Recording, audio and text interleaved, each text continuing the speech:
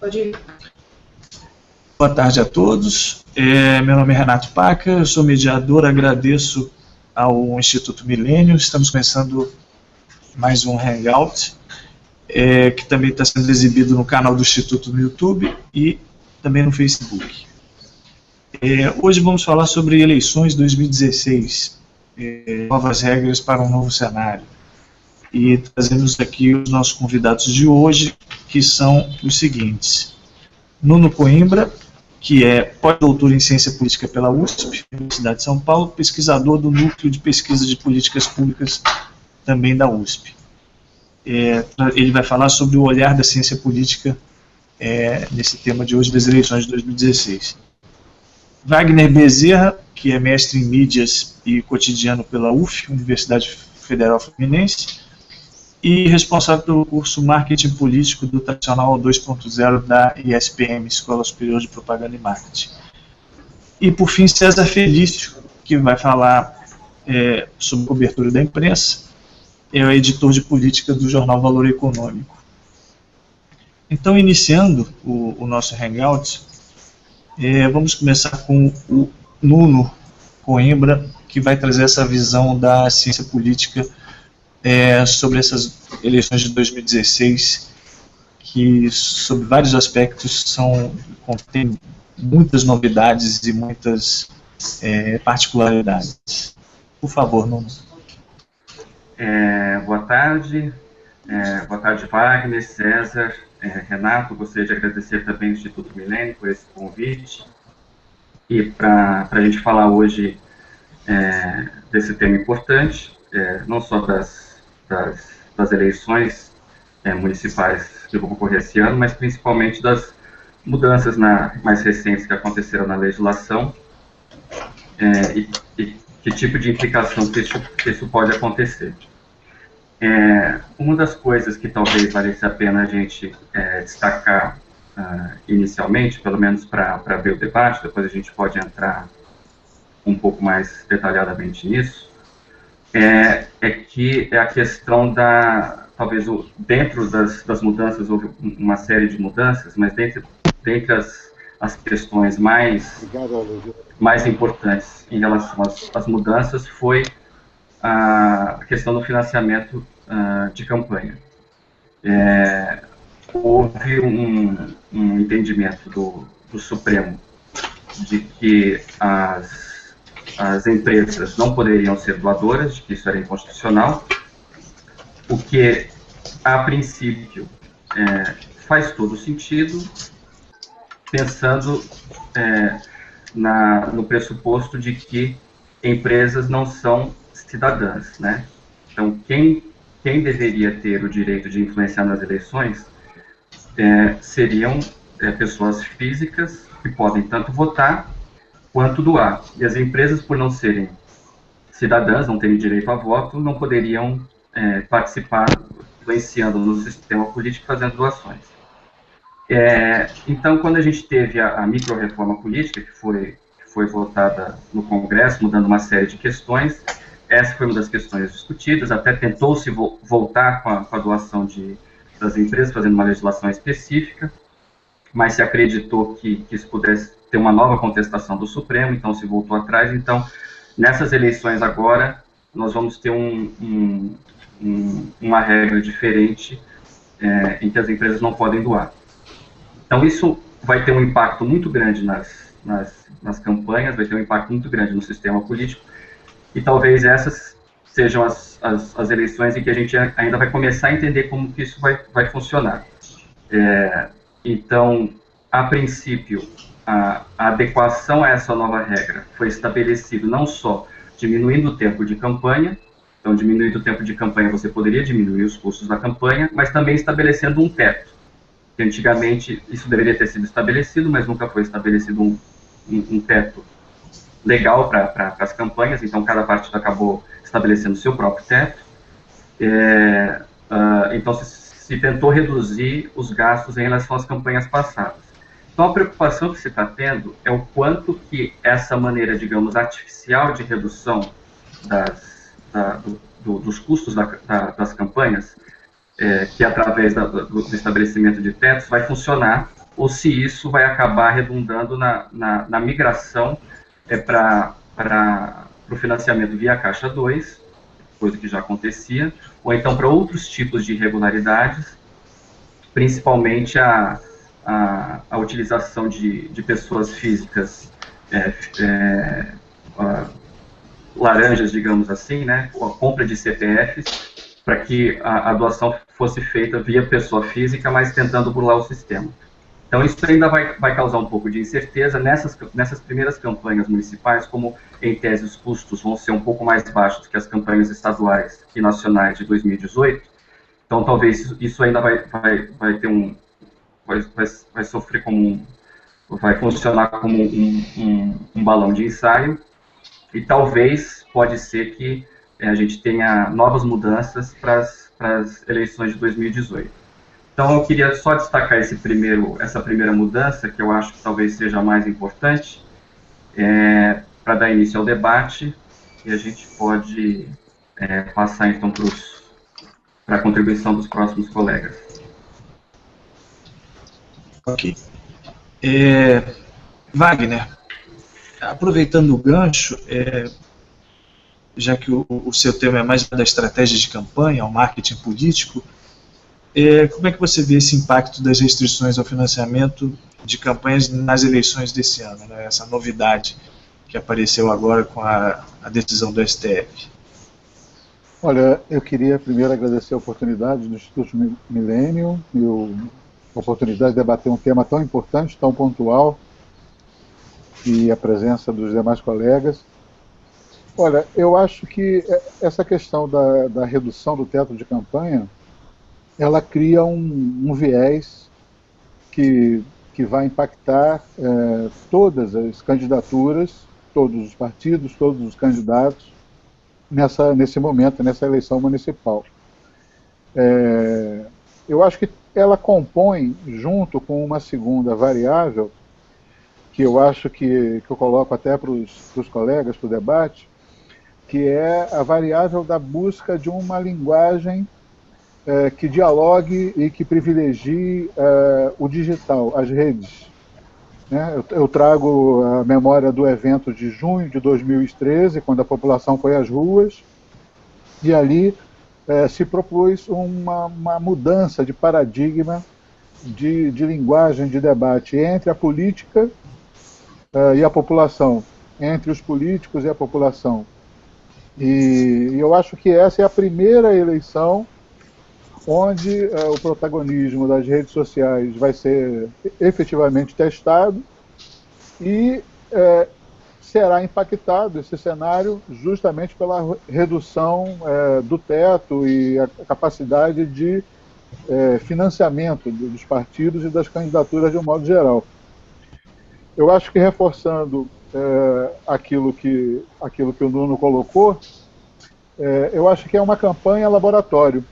É uma grande primeira experiência com novas regras e que um grande esforço adaptativo por parte dos atores políticos, por parte dos profissionais que lidam com a política e por parte dos partidos e candidatos e candidaturas. É um esforço adaptativo imenso, do qual só vai se saber o que deu certo, o que não deu após o término da experiência, né? Como toda experiência em si. Ok. César, acho que foi Bismarck que mencionou que nunca se mente tanto quanto antes das eleições, durante uma guerra e depois de uma caçada. Né? Você que está aqui representando a imprensa, como é que você vê essas novas regras e as eleições desse ano? Boa tarde aí, obrigado pelo convite, boa tarde aí ao Wagner, ao Nuno, a todos vocês. De todo mundo com quem eu converso a respeito da nova da nova legislação, eu vejo sempre um profundo pessimismo. Eu vejo um profundo pessimismo no Ministério Público, profundo pessimismo aí no meio jurídico e no meio partidário.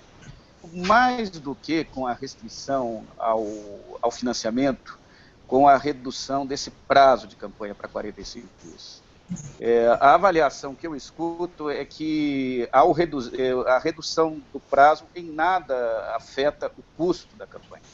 Pelo contrário, ela, em determinados casos, pode, inclusive, aumentar, em pequenos municípios, por exemplo, aumenta a necessidade de campanha corpo a corpo, as distâncias são grandes, né? Um tempo curto de campanha pressiona o custo. Enquanto se coloca, sobretudo nos pequenos municípios, um limite muito restrito, vale lembrar, para candidatos a prefeito, R$100 mil, e para candidatos a vereador, apenas R$10 mil, a quantidade de pedidos de impugnação que devem existir são muito grandes. A possibilidade disso ser julgado a tempo, né, antes da ocorrência das eleições é bastante complicada, né? O ministro Gilmar Mendes falou de uma explosão de eleições suplementares em 2017, que é um cenário realista, né? Pensar que teremos eleição no próximo ano em uma quantidade importante de municípios. Então, tudo leva a crer que essas regras eleitorais deste ano farão uma das campanhas mais judicializadas, se não a mais judicializada da história, né? E eu acho que no meio digital isso tende a ocorrer também, há todo uma incerteza regulatória sobre certas questões, como que uma pessoa no Facebook coloca uma mensagem de apoio a um candidato, pela atual legislação, essa pessoa irá ser sancionada. Estamos falando de que quantidade de pessoas que potencialmente podem ser sancionadas. Quantas pessoas no Facebook declaram preferência pelo PT, ou pelo PSDB, ou pelo PMDB? Estamos falando de um universo onde o poder discricionário da justiça eleitoral será imenso. Uma manifestação de opinião, mesmo impresso, ela será considerada abusiva ou não? Por qual critério? Então, eu acho que as regras desse ano deram um grau de discricionariedade à justiça eleitoral maior que em outras ocasiões, né? Então, como é que a gente se prepara para a cobertura deste ano? A gente está imaginando uma eleição com um profundo grau de intervenção do Poder Judiciário, né? Na eleição de 2004, a gente viu ali, 2014, a gente viu por parte do Ministério Público uma tendência, de certa maneira, liberal. As autoridades, naquela época, procuraram judicializar o mínimo, né? Esse ano, numa eleição pulverizada, em que a primeira instância será o juiz local, eu não acredito que haverá uma tendência liberal, não. Eu acho que a tendência de proativa do judiciário será muito forte. Nuno, você acha que o judiciário está preparado para responder rapidamente esses questionamentos que vão existir? Porque o financiamento, por exemplo, acho que vai ser o grande problema da judicialização, né? Eu acho que vai ter dificuldades. Eu acho que o judiciário, o sistema de integridade que cuida do controle, do monitoramento, não só da questão das campanhas eleitorais, no caso do TSE, mas também da questão depois dos ocupantes de cargos públicos, tem aperfeiçoado nos últimos anos. Agora, uma mudança desse tipo, eu acho que é muito grande e talvez o judiciário ainda não vai estar equipado para fazer esse tipo de controle. Agora, também é importante lembrar que o judiciário, em especial o Supremo, é um pouco culpado por esses problemas agora gerados, né? Em grande parte pela paralisia do Congresso e das instituições, mas principalmente do Congresso, de oferecer respostas mais contundentes em relação à reforma política e essas questões, muitas das questões acabaram sendo resolvidas pelo Supremo. a questão do financiamento de campanhas é uma delas. Mas se a gente for pensar anteriormente, antes da questão do financiamento de campanhas, quando o Supremo decidiu que o mandato pertencia ao partido e não ao parlamentar, para evitar a troca de legenda, que em princípio era uma coisa boa, quer dizer, você tinha antigamente candidatos que eram eleitos por um partido, no dia seguinte de tomar posse eles mudavam para um outro partido, mas como isso não foi feito através de uma legislação que pensasse o tema como um todo e fizesse uma regra mais eficiente, foi apenas através de uma decisão do Supremo, aconteceu que brechas no sistema acabaram piorando determinados aspectos. Então, em relação, por exemplo, a essa questão dos partidos políticos, a brecha que se encontrou foi, bom, isso não vale para partidos novos. Então, o nosso sistema político, que já tem muitos partidos políticos, né, passou a contar com muito mais. Então, o nosso sistema, que já era muito fragmentado, passou a se fragmentar ainda mais, porque a solução dos políticos foi: vamos criar novos partidos para burlar a regra atual de que a gente não pode mudar por um partido. E o comportamento que sempre aconteceu quando você é eleito por um partido A e o partido B ganha as eleições majoritárias. Então, se o seu partido A é de oposição, e para você compensa mais ser situação, então eu vou mudar para um outro partido C, não necessariamente do governo, mas um que seja coligado ao governo, para eu ter determinados privilégios, participar de cargos públicos, etc. Então, quando o Supremo toma esse tipo de decisão, isso não é feito através de legislação, você acaba tendo esse tipo de questão. Então, com relação ao financiamento, foi a mesma coisa. Quando o Supremo decide que empresas não podem doar, o que por princípio faz sentido, né, é uma decisão bom, empresas não são cidadãs, não votam, elas não podem participar do sistema político, mas se isso é feito através de uma decisão do Supremo e não através de uma regra, e aí você tem uma fragmentação partidária imensa, campanhas que são muito caras, principalmente pelo fato de que as listas são abertas, ou seja, as campanhas proporcionais, tanto para vereadores, deputados estaduais e deputados federais. Os candidatos acabam concorrendo contra seus colegas do próprio partido, quer dizer, tem uma série de coisas do sistema que encarecem muito as campanhas. Se isso fosse feito através de legislação, através do Congresso Nacional, que também falhou depois, quando teve a oportunidade de fazer, você teria formas de fazer com que isso fizesse mais sentido, com que as campanhas ficassem mais baratas, mas infelizmente não foi isso que aconteceu. Wagner, o que você acha disso e principalmente o marketing? Mais do que nunca, a campanha menor, com menos recursos, né? Cada vez mais a gente vai assistir estratégias de marketing, talvez algumas mirabolantes nesse período, e utilização maciça das redes sociais.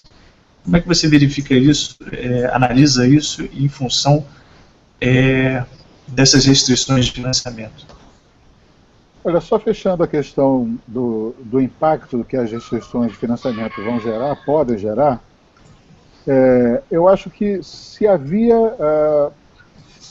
o objetivo de tornar as eleições mais limpas do ponto de vista da regulação da forma de captação do recurso, eu vejo um sério risco para esse objetivo, porque vamos imaginar uma campanha onde você limitou drasticamente né, o acesso aos recursos de financiamento no município médio de um estado, de uma região que você não está no Sudeste, vamos imaginar a região norte do país, trazendo aí essa realidade das grandes distâncias, onde você tem lá um custo operacional fixo que não é pequeno, e eu imagino que, a princípio, isso vai privilegiar, ou vai continuar privilegiando,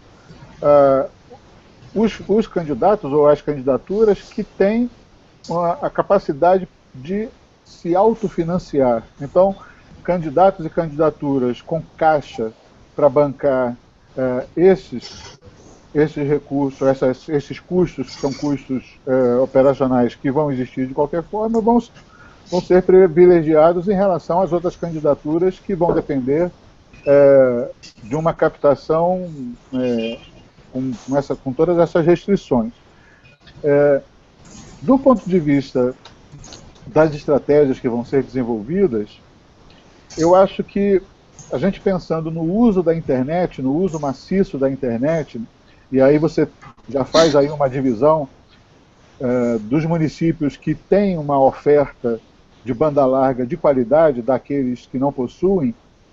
Então, nessas cidades que você tem uma oferta de internet com qualidade, então você tem aí uma adaptação de linguagem que já está atravessando, já está presente em todas as candidaturas, e você tem aí, nessa adaptação, nessa busca por saber utilizar o meio, você vai ter, a gente pode classificar em dois grandes grupos a princípio. Você já consegue enxergar com clareza candidatos e candidaturas que transpõem a mesma lógica que foi utilizada historicamente, que vem sendo utilizada historicamente no offline, no rádio e TV, para o meio digital. Então, vamos dar um exemplo do ligue já, compre já, vote número tal.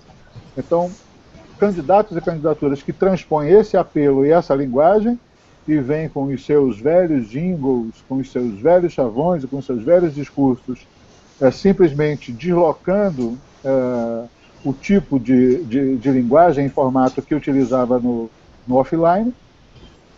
E você tem um outro secto, um outro grupo de candidatos e candidaturas que vem experimentando, que eu acho que é o que é possível fazer nesse primeiro momento. Experimentando reconstruir, recriar, reinventar a forma de dialogar com o eleitor, de dialogar com a sociedade. Eu acho que estes que se permitem essa reinvenção, e aí você está incluindo nesse grupo não só os candidatos e candidaturas, mas também os profissionais de comunicação envolvidos nas campanhas. Então aí você vai ter uma busca intensa de inovação em relação a formatos, a linguagem, a plataforma, a maneiras de utilizar a rede compatíveis com a rede. Eu particularmente enxergo que de junho de 2013 para cá houve o final do imperativo. Então me parece que há a emergência de uma nova ética na rede, onde que se os candidatos e candidaturas não entenderem essa mudança do fim do imperativo, automaticamente eles viram spam. E ao virar spam, você não tem uma segunda chance de dialogar com o eleitor.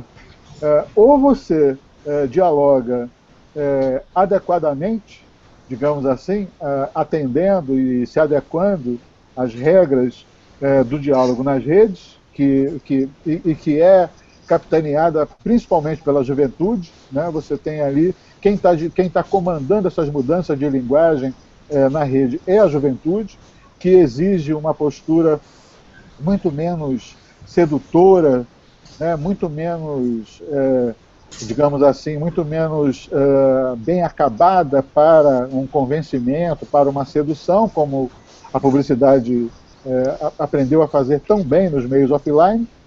Ou você respeita essa mudança e descobre como se comportar, como dialogar nesse novo mundo, né, nesse universo, nessa cyberpolítica, né, nesse universo digital, ou o risco de você dialogar sozinho e achar que está de fato conversando com o eleitor, ele é muito grande, né? Então acho que é um esforço adaptativo brutal para uma classe política e também para os profissionais que vão lidar com as candidaturas, com as campanhas, de uma maneira que precisa ser reinventada em relação ao que se praticou nas eleições anteriores, né, da época da democracia brasileira, vamos dizer, de 86 para cá, de 88 para cá. César. Oi. Eu queria repisar um pouco o ponto aí da área do Wagner a respeito do protagonismo de rede social que deve ter nessa eleição, que isso pode também levar a eleição para uma perspectiva um pouco diferente de eleições passadas. Eu temo, de uma certa maneira, um radicalismo muito grande nessa eleição de 2016, que espelhe um pouco o radicalismo que se vê nas redes sociais. E um ponto particular que me preocupa, olhando, claro que no Brasil não vai se dar na mesma dimensão, olhando um pouco o que aconteceu este ano no Reino Unido, no processo ali do Brexit, né? O que se relata é que propagandistas nas redes sociais disseminaram ali no ambiente de Facebook e outros produtos, Twitter, diversas notícias falsas e avaliações falsas e irrealistas sobre o que seria o efeito da saída do Reino Unido da União Europeia, né? E rapidamente se comprovou o realismo disso, né? A gente tem exemplos aí em outros países de notícias completamente falsas, boatos, irrealidades absolutas, né? Que marcaram um subterrâneo das campanhas. Talvez o boato ganhe um protagonismo nessa eleição e nas próximas também, que não teve nas passadas em função dessa questão da rede social. Eu ainda acho que Facebook e redes sociais de maneira geral ainda são uma porta de entrada para notícia relativamente menor no Brasil do que são em outros países. Acho que não há aqui no Brasil o mesmo peso que existe no Reino Unido e nos Estados Unidos, mas é uma tendência violentamente crescente, né? Então, e aqui respondendo uma provocação que você me fez ali no bloco anterior, eu acho que esse pântano entre o que é verdade e o que é mentira, sobretudo da ação desses haters, da ação dessa publicidade negativa que se faz em rede social, tende a aumentar muito, a aumentar exponencialmente. De certa maneira, já é o que a gente está vendo na pré-campanha. Mas nós já assistimos também acusações e coisas desse naipe, também eleições presidenciais, para governo do Estado, isso sempre existiu, né? Me parece que as redes sociais potencializam e tornam isso muito mais rápido, né? Isso, amplificam. A gente assistiu em 2010, em todas as eleições presidenciais que a gente teve no Brasil, para ficar no exemplo mais marcante, a gente assistiu isso, mas não acho que nenhuma eleição chegou a ser um fator absolutamente decisivo, né? Uhum.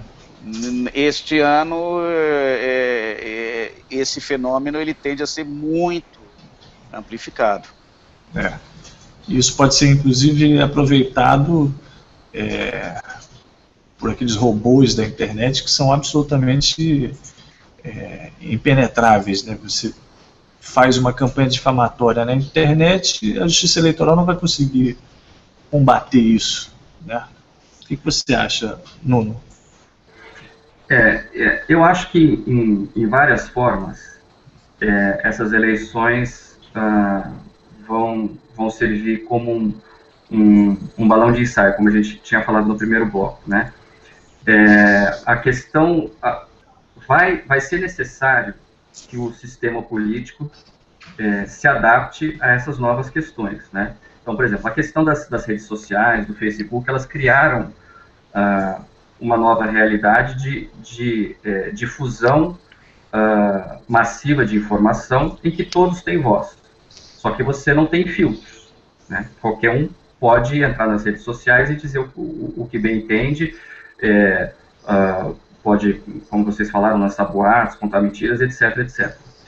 Então, existe digamos, um duplo processo de adaptação que precisa ocorrer, não só pelas regras específicas dessas eleições, mas na política atual como um todo, que é, primeiro, por parte da população e, segundo, por parte dos candidatos, do sistema político como um todo.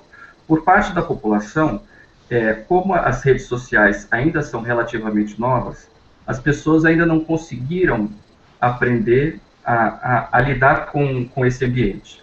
Em todos os sentidos, não só no sentido do que se deve expor, do que se deve colocar nas redes sociais, né? As pessoas colocam várias coisas que talvez socialmente elas não fizessem, mas nas redes sociais elas se sentem autorizadas a colocar, mas também, e isso eu acho que é mais importante, aprender a filtrar as informações que estão tanto nas redes sociais quanto na internet. Quer dizer, o que a internet trouxe de novidade é uma gama imensa, quase infinita de informações. Então, você tem informações de todos os tipos, só que com filtro zero.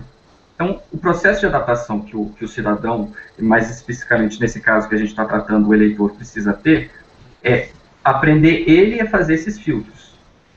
Ele aprender que você tem que não existe filtros nas redes sociais e que o filtro deve ser ele. Ele deve saber quais informações ele deve acreditar, quais ele não deve, quais ele deve checar, quais ele deve reproduzir, né? Não simplesmente pegar alguma informação que ele recebeu e simplesmente compartilhar sem verificar a veracidade disso tudo. Então, isso é um processo de adaptação que o eleitor e o cidadão precisa ter. O outro processo de adaptação que precisa ocorrer é em relação ao sistema político, mais especificamente aos candidatos e aos atores políticos, de como, principalmente agora, com escassez de recursos, né, porque você limitou os gastos de campanha, você vai ter muita gente agora, mesmo pessoas físicas, com medo de doar, os candidatos estão inseguros de conseguir captação, a Lava Jato pegou praticamente todos os partidos, representantes de todos os partidos, então existe uma série de questões que, por bem ou por mal, os candidatos vão precisar, e os partidos principalmente, vão precisar se aproximar da sociedade. Um aspecto que deveria ser primordial do sistema político, que é os partidos mais próximos da sociedade, que não estava acontecendo naturalmente, talvez a falta de recurso seja digamos, um fator que leve os partidos a voltar a buscar a sociedade, quer dizer, voltar a buscar o militante, utilizar essas redes sociais de maneira mais inteligente para comunicar com o eleitor. Então, na minha perspectiva, precisa haver esse duplo processo de adaptação. Agora, se você me perguntar se eu acho que isso vai acontecer nessas eleições ou até as próximas de 2018, eu acho difícil. Eu acho que é um processo e acho que isso é o que deveria acontecer, seria o melhor que pudesse acontecer. Não acho impossível que aconteça, mas acho que não vai ser do dia para a noite que as pessoas e os candidatos vão se acostumar com esse novo ambiente. É um processo e a gente tem que ver como que ele vai se desenvolver. Wagner, é um desafio principalmente não só para os candidatos, como para os profissionais de marketing. Como é que você vê todas essas limitações? A gente vai continuar com aqueles grupos, o candidato que tem poder econômico, o candidato que é famoso, e por si só ele já leva uma vantagem porque ele tem essa visibilidade maior, e os candidatos com conteúdo, como é que eles vão se colocar para o público? Como é que eles vão conseguir visibilidade? E mais ainda, como é que o marketing vai se comportar nesse limite, né, de ser ético e convencer o eleitor a votar no seu candidato e não fazer uma campanha de vale tudo? Olha, eu acho que essa campanha ela propõe um desafio muito interessante para os profissionais que lidam com marketing político.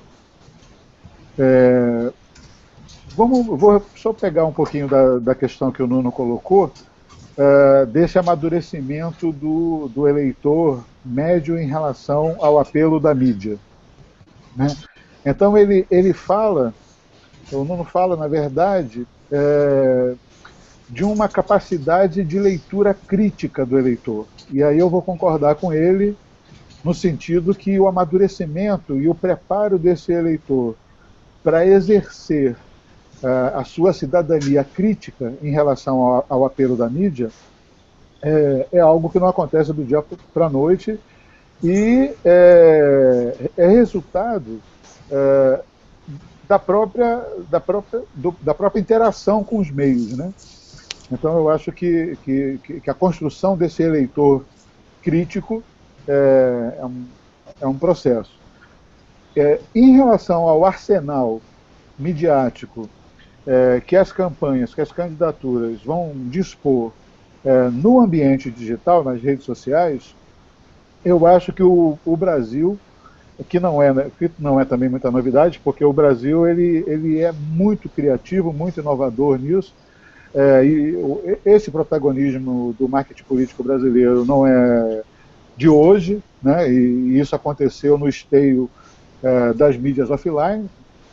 O Brasil exporta e vem exportando marketing político para diversos países e tal, na América Latina e em outros continentes também, mas isso aconteceu e se consolidou no ambiente onde o protagonismo era basicamente rádio e TV. Você tem lá os meios impressos, né, historicamente falando, mas não havia a presença nem o uso do meio digital. Então, mais recentemente, com a entrada do meio digital, você já começa, quer dizer, já é possível, eu acho que já vai estar disponível para as candidaturas e para os candidatos um cardápio diferenciado que vai ser praticado agora, que você tem aí, por exemplo, redes de WhatsApp que vão veicular indistintamente conteúdos específicos de construção e de desconstrução. Então, uma prática que está permeando toda a sociedade, eu não conheço ninguém que não participe, por exemplo, de grupos, né? Então, eu acho que todos nós, se pegarmos nós 4 aqui, cada um de nós tem no seu próprio dispositivo um número lá, tanto lá de grupos, que demanda atenção e interação permanente, né? Então, alguns você silenciam, mas tem alguns, por exemplo, como aquele grupo da família, que você não consegue silenciar e ele continua ali dialogando com você, ou o grupo de trabalho, ou o grupo do meio religioso. Então, esses grupos vão ser invadidos por mensagens de construção e de desconstrução. Esses grupos podem multiplicar mais ou menos essas mensagens. Você vai ter ali, aí foi conversado aqui, a desconstrução. Então você vai ter usinas de boatos tentando difamar e desconstruir o candidato A e o candidato B, e na contramão disso você vai ter indústrias de candidaturas construindo e agregando valor ao candidato A e ao candidato B. Isso eu estou falando só de WhatsApp. Mas aí você tem também a possibilidade da gamificação desse discurso. Então, um núcleo digital de determinada campanha que tenha a possibilidade de ter o desenvolvedor, que tenha o roteirista de game, que tenha o marqueteiro que entendeu que houve uma mudança de paradigma na linguagem e migrou do offline para o online, se transformou em transmídia. Então, você vai ter aí uma oferta de discurso, de conteúdo, de meios, de formatos, que pode, de fato, inovar e ampliar a capacidade de interlocução, de diálogo entre política, políticos, candidatos, candidaturas e eleitores e sociedade como um todo. Agora, se essa ampliação vai ser utilizada de forma adequada ou não, se as novas regras, digamos assim, as regras que a própria sociedade vem estabelecendo de forma autônoma, para o uso desses meios, se essas regras serão respeitadas e se vai haver aceitação desse discurso que precisa ser modificado e que não é um discurso só. Então, isso a gente só vai saber na prática, né? Como que o cidadão vai reagir, por exemplo, ao receber no seu grupo pessoal, na sua rede de WhatsApp, a mensagem A construindo e a mensagem B construindo as candidaturas A, B, C e D. Mas eu acho que mudanças de conteúdo, de uso, de meios e de discurso certamente haverão. Eu particularmente, estou contando com isso. Ok. César, aproveitando o gancho, como é que fica a cobertura da imprensa? Pode parecer estranho, né? Eu conheço alguns jornalistas que ficam incomodados em cobrir as redes sociais, né? Como se fosse algo menor, mas hoje em dia as redes sociais atropelam a vida das pessoas e entram na vida das pessoas. Como é que você vê isso? A imprensa cobrindo as redes sociais, cobrindo essa movimentação toda e se limitando só a dar a cobertura, ou dificultando a vida dos candidatos, né, também cobrando, mostrando as incoerências e pegando no pé dos candidatos para que o eleitor forme a sua convicção? Duas coisas. A primeira é o conteúdo que é veiculado nas redes sociais. O segundo é o monitoramento, ver qual é o assunto que é mais comentado, qual é menos comentado, quem está bombando na rede, né? Quem que está conseguindo amplificar na rede ou não. Temos nós, não apenas nós, todo mundo tem um grande problema em relação ao Facebook, que tem várias restrições ali a fazer busca, fazer pesquisa, se extrair dados do Facebook, sumamente difícil. E ali o Facebook muito mais importante hoje do que outros que permitem esse monitoramento, como o Twitter, por exemplo, né? Então, o monitoramento em si é um desafio grave para todo mundo, que já existe, já é fato, já se faz, monitorar as páginas, ver as manifestações dos candidatos, dos agentes políticos que já escolhem preferencialmente a internet como manifestação primeira, né? Tem uma coisa que eu acredito que está desaparecendo, vai desaparecer rapidamente, é o release, né? O press release ainda eu recebo bastante, mas eu penso que tende ao fim, né? Cada vez mais empresas, candidatos terão seus canais próprios de comunicação nas redes, né? Um grande desafio da imprensa em relação ao boato. Vejam, nós tivemos acesso a um levantamento que, tirando a mídia tradicional, que é regulada, é controlada, de certo modo vigiada, as duas páginas no ambiente aberto de internet, não em redes, que são mais acessadas no Brasil, são duas páginas produzidas por autores anônimos. Né, são dois veículos noticiosos, com nomes noticiosos, né? Eu não vou citar aqui, mas cuja produção é 100% anônima, né? Jornalistas, ou quem quer que seja, falando de pessoas em off, né? Não aparece o nome do autor. Então, e veiculando coisas, todo mundo sabe, sobretudo em relação à evolução patrimonial de certos políticos e de seus familiares, né, ou escândalos sexuais envolvendo A, B ou C, e que, embora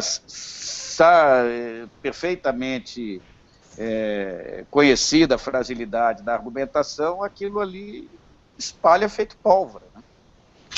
Ali, um exemplo externo que a gente pode citar é a questão a campanha dos Birders nos Estados Unidos, a história de que o Obama não é nascido nos Estados Unidos. Então, ali você tem um fato sabidamente falso, mas com consequências bastante concretas na campanha e no debate.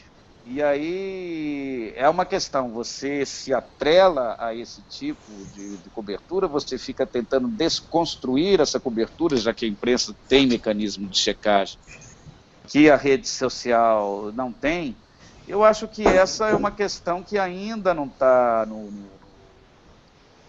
totalmente resolvida e que a campanha eleitoral em si traz limitações sérias, né? Sobre a televisão, a mídia eletrônica, por exemplo, ela não pode sequer fazer um especial, uma reportagem sobre um determinado candidato, quando começa a propaganda. Ela tem que cronometrar o tempo que dedica a cada um dos candidatos. Então, a limitação editorial para uma cobertura disso, na mídia tradicional, é considerável, sobretudo em rádio e televisão, né? Então, é isso. Eu vejo assim, um foco crescente de atenção noticiosa, mas a imprensa com limitações grandes, um pouco de mãos atadas para cobrir esses fenômenos na extensão que eles... E se a gente fosse capaz de apostar, eu queria saber a opinião de vocês. A gente vem assistindo um distanciamento da população, em que pese as manifestações de 2013 e tal, e as mais recentes, os níveis de abstenção são altos e são crescentes nas eleições. Se vocês pudessem apostar, vocês apostariam que com essas alterações, as eleições de 2016 terão uma participação maior, ou ao contrário, essa tendência vai se confirmar? A gente vai continuar com altos, crescentes níveis de abstenção e desilusão da população? Bom, eu acho que primeiro é importante falar que existe um movimento duplo que pode parecer um pouco paradoxal, que é, como você bem mencionou no início, existe aparentemente um maior interesse das pessoas pela política, principalmente, não só agora, mas principalmente a partir de 2013, quando teve as jornadas de junho, teve várias manifestações. Não é uma coisa, digamos, usual no contexto brasileiro. Quando a gente, nas nossas pesquisas lá na USP, quando a gente faz pesquisa de opinião e a gente quer saber os índices de participação das pessoas, o índice de participação do brasileiro é muito pequeno, mesmo se comparado ao contexto sul-americano, latino-americano, que já é baixo, né? Geralmente não chega a 2 dígitos. Qualquer forma de participação em alguma associação cívica, os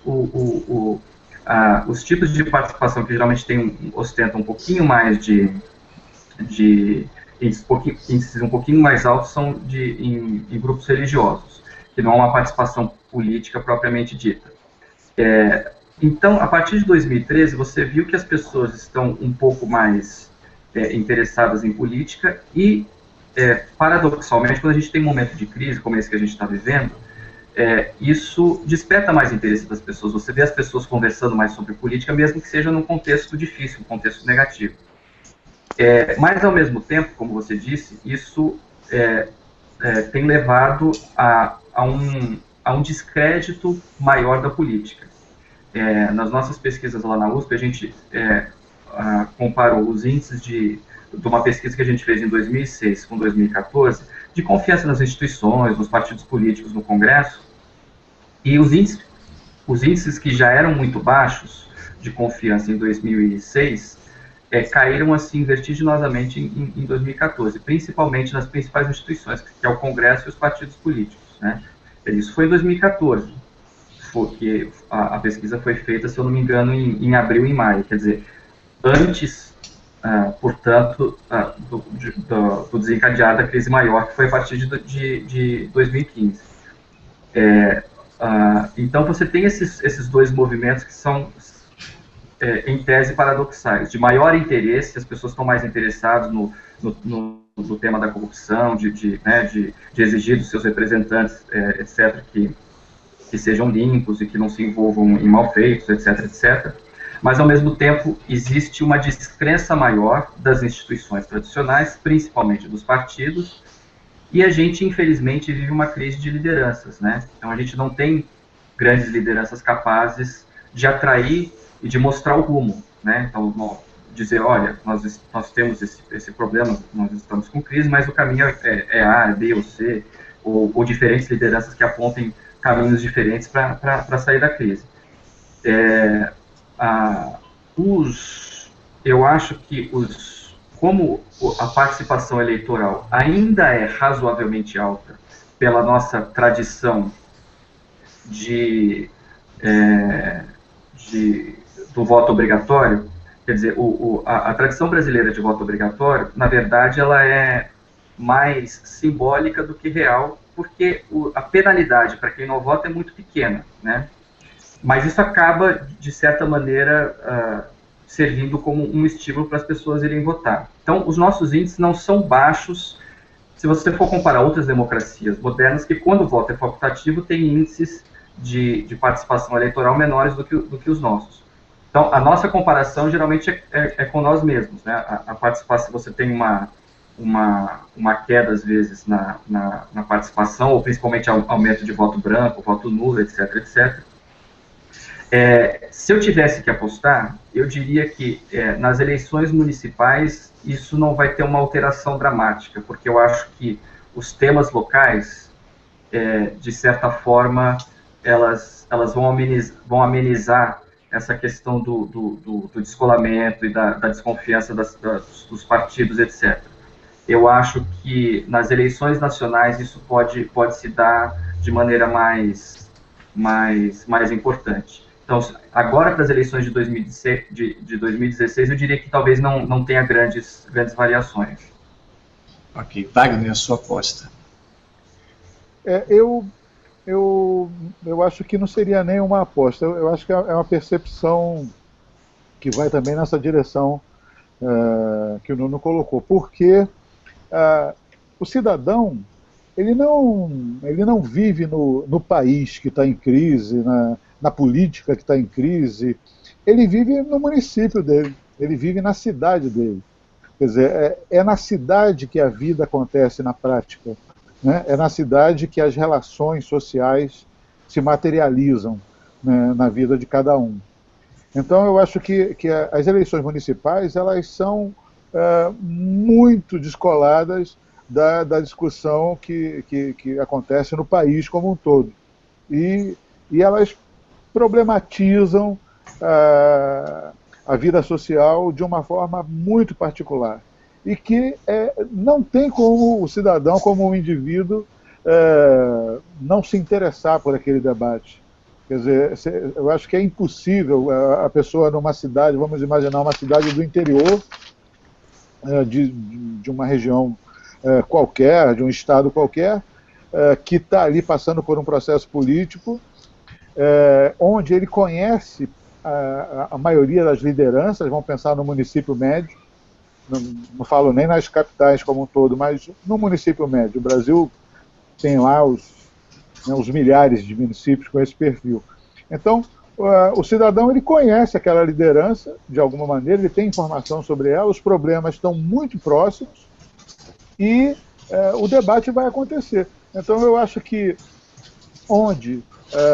nas cidades que tem um sinal razoável de internet, que tem uma oferta de banda larga razoável, esse debate vai ser amplificado, e a participação também, né? Então eu acho que se você não consegue acessar o rádio e a TV ou os meios impressos, você acaba sendo acessado no seu dispositivo via WhatsApp, via outra rede social mais próxima com a qual você lida no seu dia a dia. Então eu particularmente, eu acredito, aliás, eu não acredito num afastamento do eleitor. Eu acho que ele pode vir a ocorrer numa forma de protesto, ali pontualmente nas grandes capitais, que ali pode ter ali, as grandes capitais têm ali uma participação na discussão da política nacional, e aí você tem ali uma variável que não estaria dentro dessa análise. Mas, na grande maioria dos municípios, eu acredito que você vai ter, como já é histórico no Brasil, a participação maciça do eleitor no processo eleitoral. César. Oi, eu concordo em linha com o que o Nuno e o Wagner disseram. Ponderam o seguinte, eu acho que nos 93 municípios que vão ter segundo turno, eu acho que o número que fechou foi esse, existe um certo clima nacional, existe um certo humor nacional que dá o tom das eleições municipais. Isso aconteceu em outros anos, eu acho que tende a acontecer este ano também, né? Um certo movimento uniforme, aí, em que a questão nacional ela perpassa um pouco o debate. Acho que o descrédito que existe no meio político, ele existe, ele é um dado concreto, mas eu não acho que isso aí já aconteceu em ocasiões anteriores e não se traduziu aí numa explosão de votos brancos e nulos. Acho que isso não existe. O Brasil tem um problema de abstenção alta por uma questão de cadastro eleitoral, sobretudo nos estados do Nordeste e do Norte, né? Mas não se assiste por causa de um cataclisma político, uma explosão de brancos e nulos na sequência. Aliás, não se assiste isso, nem olhando exemplo de outros países, né? Para citar o exemplo estrangeiro, a gente vê a Espanha, o sistema partidário lá está se movendo, né? Se moveu de um partidarismo para um sistema de 4 partidos, mas é um sistema lento, já está na terceira eleição depois dos protestos na Espanha, e os partidos novos ainda não conseguiram entrar no sistema de poder lá dentro, né? No caso do Brasil, eu acho que são ciclos... Alô? Alô? Oi? Alô? Eu estou te ouvindo, César. Ah, tá ok. No caso do Brasil, eu também acredito que são ciclos maiores. Em linha geral, a eleição de 2016, eu não acho que, do ponto de vista de resultado, será tão diferente assim no jogo de forças de 2012 e de 2014.